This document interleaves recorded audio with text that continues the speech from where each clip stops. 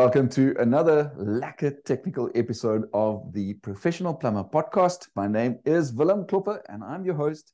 And I never roll alone for these technical podcasts. I have with me in studio today, or dialing in via the internet, I have Mr. Richard Bailey. Richard, a warm welcome to you. And thanks to Stack for your time and effort for this episode. Thanks, Willem. Always a pleasure to be here. And as always, these technical podcasts are, I think, pretty valuable. They're lekker short little snippets of information. So let's get on with it. All right. So today, in today's episode, we're specifically talking about stagnation in solar water heater systems. And I think there are a couple of things that we're going to discuss about it. We're going to look at a couple of aspects about it. But before we go into the details, as usual, our normal routine or ritual, if we can call it that way, I want us to just cross over to some ad breaks. So to our viewers and our listeners, don't go away. Stay tuned because we'll be right back after this.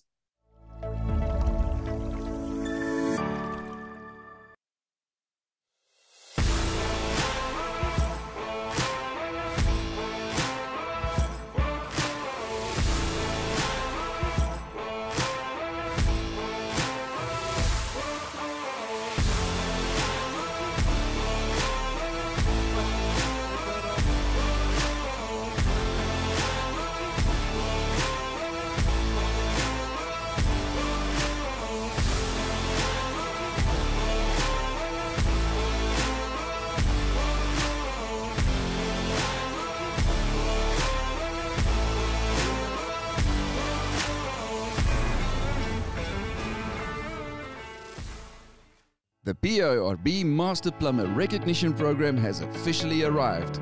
As an essential service to society, there must be constant growth and development within this important and ever-changing industry.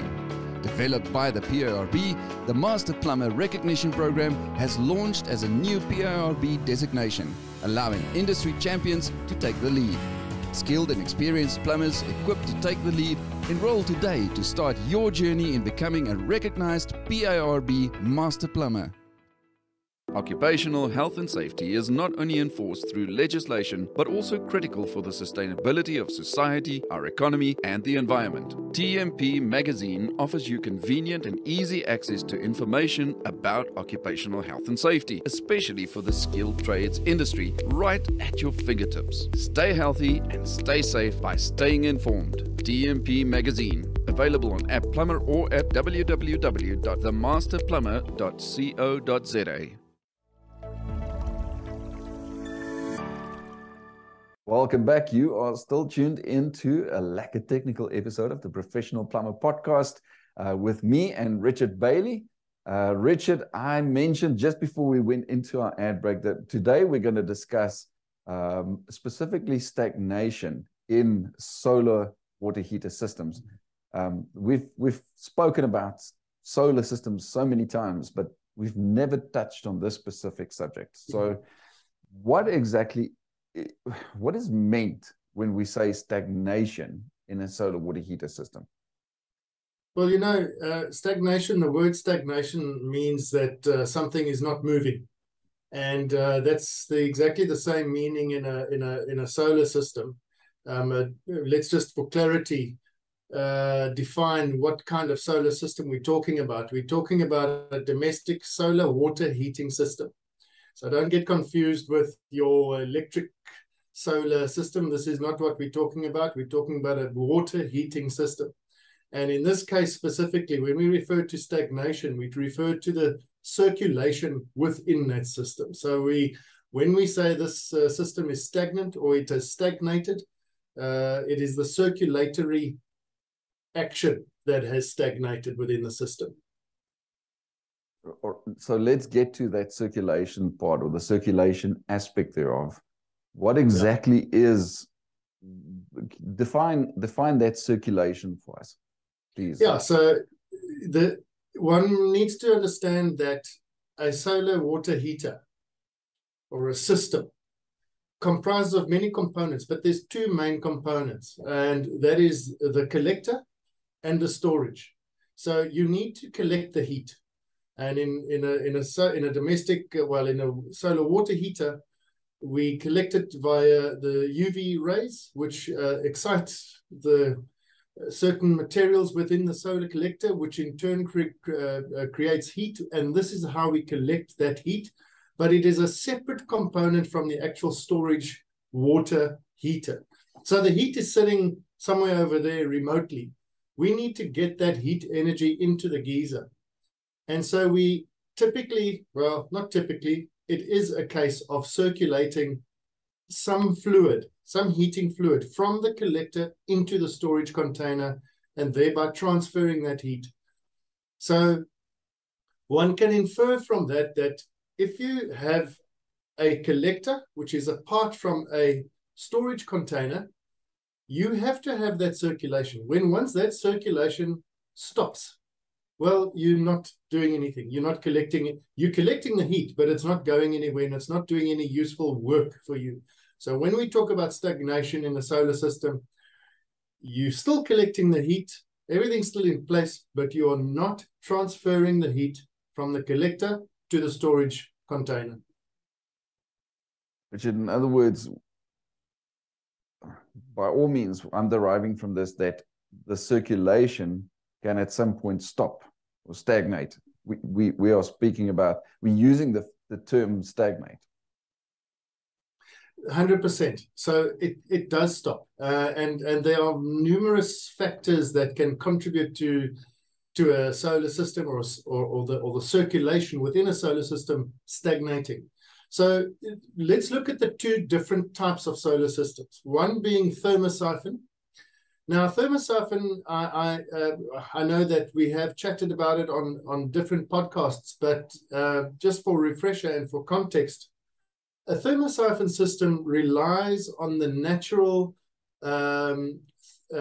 qualities or properties, should I say, of water at different temperatures. So a body of water at a higher temperature will be less dense because it's more excited, it's less dense, and it weighs less, and it's lighter, and so it will want to rise to the top of any cooler water.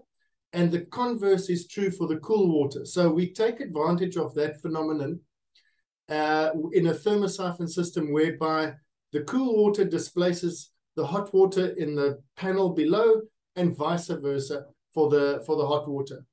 Now that circulation within that system, it's there, it is designed to be there, but it is a very weak force. So very small little things can actually prevent or inhibit that circulation from taking place. And I mean, I'll name a few factors. So in a thermosiphon system, you would look at things like heat traps. A heat trap is let me take one step back, Willem. Let me tell you what a circuit or a loop looks like without a heat trap. And that is a pipe straight from the collector into the geyser at a slope, a constant slope from what is supposed to be the cooler collector up to the hotter tank. That's the theory behind it. So your hot water wants to go from the collector to the tank because it is uphill. It wants to rise. If you have a heat trap in that pipe somewhere, whether it's in the flow or the return pipe, it doesn't actually matter. You are inhibiting the flow of a very weak force by asking it to, for example, travel downhill for a certain amount of time and then come back up, which it very often cannot overcome. So heat traps are things that configurations of the pipework where the pipework is not constantly sloped upwards or downwards, for that matter, from the tank. You have a very long level part or a part that dips down. And typical and common in this is penetrating through roofs. When your pipework comes from the collector and you've got a tank inside the roof space, you're very often tempted as an installer to put a 90-degree bend or something to penetrate the roof and then go straight up again. So you've created a small little heat trap there, and that will stop it in its tracks. And you do that twice, one on each leg. Other things that can contribute or cause stagnation in thermosiphon, for example, are very long runs of pipes. So if your collector and tank are pretty far away from one another, you're talking about friction loss. Another thing that could contribute is undersized piping. So when you reduce the size of the piping, for example, undulating, we've already spoken about heat traps, but undulating pipe work whereby changes of direction are numerous and unnecessary. We add to the friction loss, and these are the things in a thermosiphon system that can cause stagnation, as well as anything else as obvious as a closed valve, for example, a shut-off valve which is closed. Obviously, that'll have an effect. Now, the other type of solar system is a pumped solar system, and exactly the same thing we can say here, except the smaller factors don't usually have an impact because of the fact that the circulation is actually forced by a pump. So it will overcome heat traps, it will overcome undulating and undersized piping, but it won't overcome more obvious obstructions such as blockages, such as closed valves, or perhaps malfunctioning components such as a non-return valve that is stuck in position or something like that. So one needs to ensure that whichever system we're talking about, the circulatory flow is at all times kept open. And it's surprisingly common, Willem, to find it not so. Richard, I want to ask about specifically when it comes to the circulation having stagnated and heat being transferred. But before we get to that specific question, I want us to cross over to another couple of ad breaks. So to our listeners and our viewers, don't go away. Please do stay tuned. We'll be right back after this.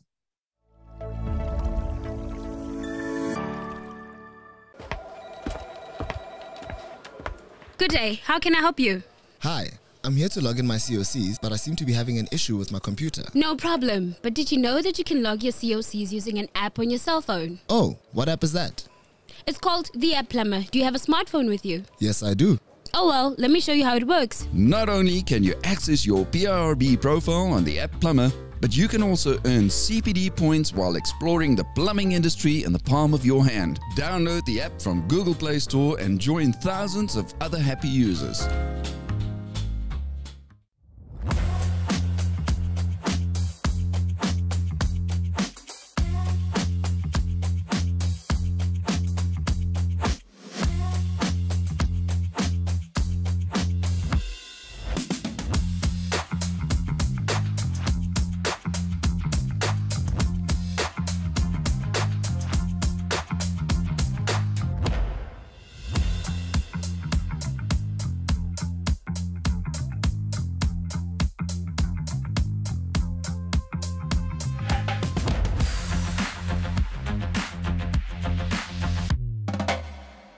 With the current state of electricity supply in our country, combined with the rising prices consumers face, you can be part of the solution by helping your clients switch to solar.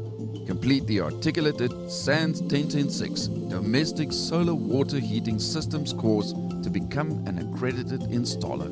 In celebration of Heritage Month, Articulated offers a 10% discount, making now the best time for you to make the switch. Welcome back. You are still tuned into a Lacquer Technical episode of the Professional Plumber Podcast with me and Richard Bailey. And today we are discussing stagnation in solar water heater systems. Just before we went into our ad break, Richard was explaining, sort of and how and why there can be a stoppage of the circulation or stagnation of the circulation within a solar water heater system. Richard and I did mention to you that I've got a question when it comes to specifically the relation between heat transfer and the circulation, which means that surely, to me and my common sense as a layperson, that if circulation stops and there's no circulation, it means it, well, I translate it to no heat transfer. Is that correct?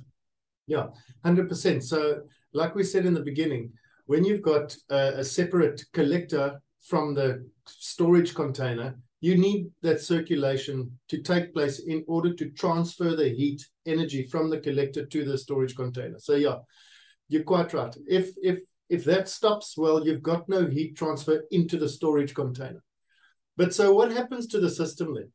Because you haven't switched off the sun, it's still there, and you haven't vanished the collector, it's also still there. So it's still in the sun, gathering a lot of heat energy from the sun.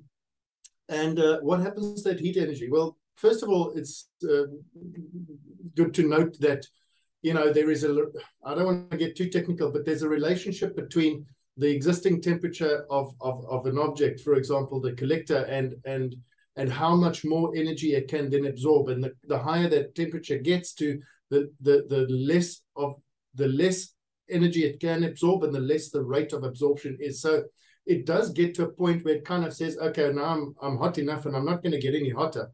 But that is pretty hot, Willem. Let me tell you, it can be over 200 degrees Celsius that you can get to temperature on a good day with a flat plate collector or an evacuated tube collector. And if you go and measure parts of that system of the collector, you can touch on 200 degrees C.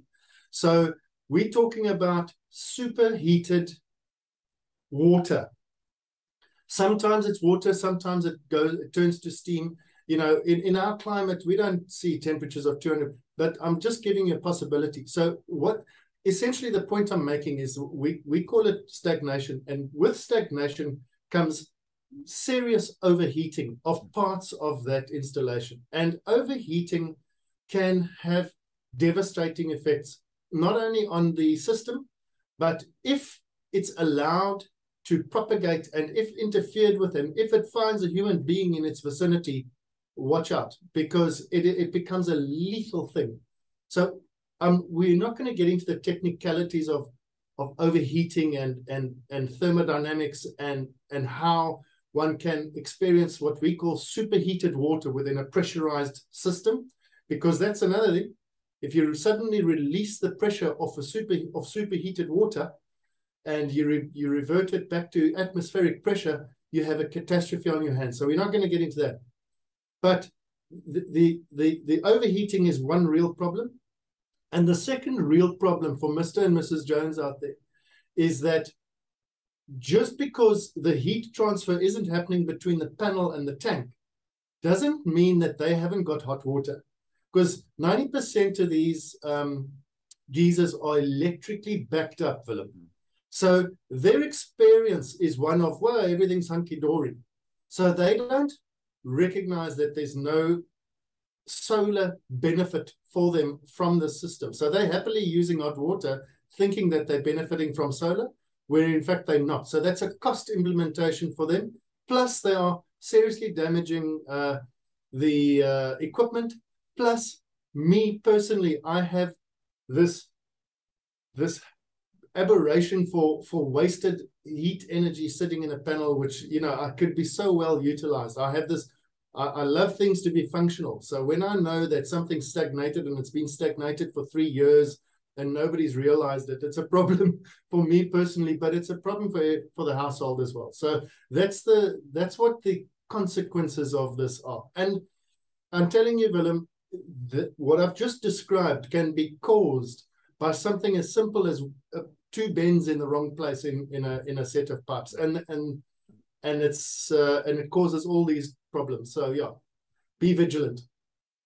Richard, so you're saying be vigilant. I was just about to say that we are drawing to a close of this specific episode, and I find it very interesting. Like I mentioned to you, you know, I'm reiterating the fact that we've spoken about solar systems and solar water heating systems before many times in other podcasts. But we haven't touched on stagnation thereof, and the fact, you know, that the risk of stagnation and non-circulation means that the heat doesn't transfer. You mentioned it. The risk is also that, you know, the homeowner thinks that because it's electrically backed up, that they're using the solar system. Meantime, back at the ranch, they're using the electric heating. It costs them more electricity. They get a surprise when they get their electricity bill at the end of the month. But the fact is also that that water sits there and it gets heated and it has nowhere to go. And I can imagine all sorts of wrongs that can go there and that can happen there. But you said be vigilant, Richard. So just before we close off this episode and end it off, what can people look for? What can the user, the homeowner, or should they have regular inspections on their system, or is there something they can do, signs they can look for? And I want to shoot a shot in the dark and ask you, is there something that can be done to sort of prevent this from happening? Well, so the thing with the solar system, Willem, is it's a specialist thing. It might, the more you dig into it and delve into it, you will agree with me. The more detail you unearth, the more you realize how much there is to it. So, and how many little things can go wrong. So the best I can advise a homeowner, a layperson to do is to switch off the electricity back up to the geyser for a period of time. A day, 2 days. I know it's inconvenient. That's up to you. But I'm saying, if you switch off the electrical backup to the geyser, you'll then be able to tell whether or not that geyser's getting hot from the solar input. And that's a very, very basic and very easy and straightforward test to do. In terms of what to look for, I'm going to say, let a solar qualified plumber look at that thing. It's not for the homeowner to try and diagnose his solar system. Don't do it. You're actually playing with fire, and it's not something you can service unless you have specific knowledge. With regards to prevention, well, yeah, make sure that the installer knows what he's doing. Like we say all the time, I know that it's difficult for a homeowner or a layperson to determine whether or not a person is properly qualified to install a solar system. And one hopes that these podcasts have some tiny little impact on one or two, individuals' decision making going forward. But the reality is that that homeowners are not qualified to determine a solar qualification. And I'm going to say the easiest way to do so is to double check to see whether they have that designation on their PRB registration card. And it's as simple as that. That's specialization. And they are issuing that COC for the solar, there's at least recourse. There's at least a knowledge that the person has gone through specific training criteria and courses to get to a point where he is designated to install solar, and there is recourse through that certificate. So that's my best advice. Richard, I had almost a little bit of a chuckle, if I may, when you said, homeowners shouldn't sort of inspect their system, that they're playing with fire when they do. I mean, with all that hot water sitting there, if it's stagnated and the hot water is sitting there at 200 degrees Celsius, they literally are playing with fire.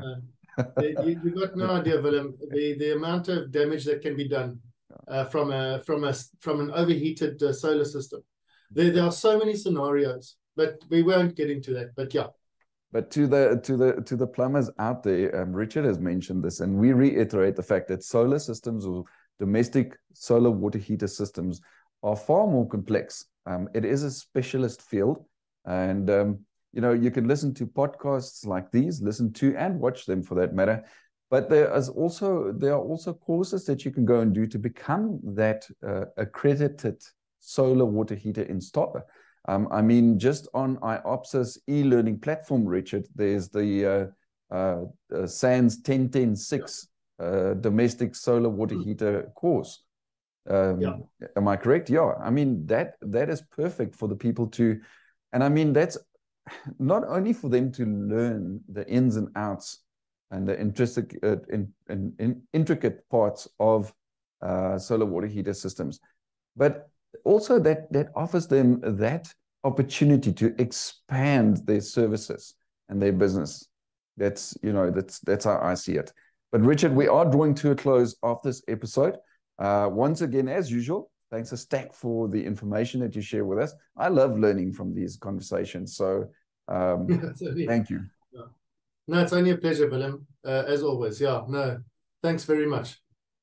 And then to our listeners and our viewers, please don't go away yet. Do stay tuned.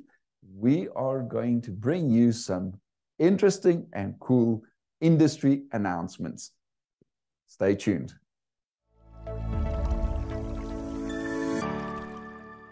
Just like the PRB's podcasts, plumbers can now also claim CPD points for watching and answering the quiz for the PRB's Plumbing 101 show. Be on the lookout for the next Plumbing 101 episode and inquire from the PRB about the accompanying quiz. Congratulations to the winner of the PRB's leaderboard, George Engelbrecht, registration number 7011/18. The PRB would like to give special acknowledgement to the top 3 performers, namely George Engelbrecht with 50.5 points, Mark Lish with 45.5 points, and Chekofatso Lewele with 45 points. Your continual professional development uplifts the industry and inspires other plumbers. You may already know that the PIRB loves to interact with you, the plumber, and we are constantly thinking of new ways to keep this interactivity going. We know that there may be many lingering questions that you might want clarification on regarding the plumbing industry and the PIRB as a company. Therefore, we are introducing a brand new show called On the Couch to answer all your burning questions. For your questions about the industry or the PIRB as a company to be answered, please send them in video clips or voice notes to the PIRB's WhatsApp number. That is 079 833 6930. Again, 079 833 6930. Plumbers and homeowners, we have heard you. We are excited to announce that we are improving the non-compliance notice list to make it easier for you. The PIRB will implement an update on the non-compliance listings to make it simple for plumbers and homeowners to understand plumbing standards. Forget the plumbing jargon and be in the know about your plumbing system with the new improvements.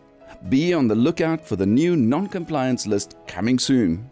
And finally, it's time to announce the latest winner of the PIRB's article writing competition. The winner is Dean Skuman with PIRB registration number 3655/10 for his article named Small Businesses and the Current Economic Crisis. Dean has won himself an awesome prize and has earned himself a whopping 4 CPD points, as his article will be posted on the TMP magazine on App Plumber.